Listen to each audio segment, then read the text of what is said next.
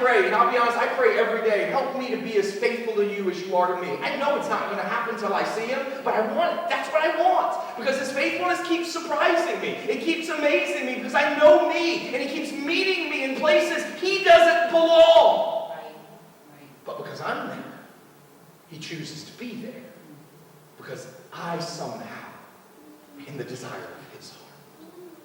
Can we stop thinking it's about us and start rejoicing in who he is and what he's done and what he has promised to do? Maybe it's not even your life. Those of you who are praying for children or spouses or grandchildren or parents or whatever it may be that you're praying for, stop watching their lives to see when they'll get it right and realize that God is meeting them in their wrongness. He's meeting them in their brokenness. He's meeting them in their foolishness and their stubbornness and their sinfulness. Whatever they're in, he's meeting them there. How do I know? That's where he met you, and it's where he met me. And so the same way that you were quickened in your sin, he is quickening them in their sin. The same way you didn't deserve it and he met you anyway, they don't deserve it and he's meeting them anyway. Stop being afraid of what you don't see and remember what you have seen and rejoice in it.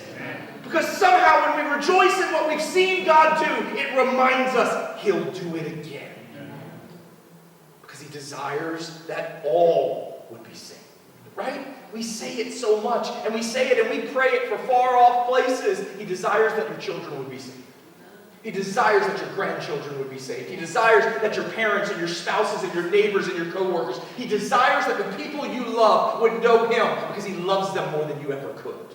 So stop sweating where they're at and remember that Jesus is there with you. Because he is faithful. In fact, Paul wrote to Timothy in 2 Timothy 2:11 through 13. Paul says, the saying is trustworthy. If we have died with him, we will also live with him. If we endure, we will also reign with him. If we deny him, he will also deny us. If we are faithless, he remains faithful.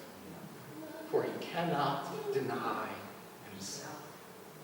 Stop looking at the people you love and saying, but they don't believe. Or saying, but they don't trust him. Or saying, but they're not living right. This is not about them. Because before you met him, you didn't believe. And you didn't trust him, and you weren't living right. And somehow, when you were walking away from Jerusalem, he came and walked with you. And he is and will always do the same for the people that we love.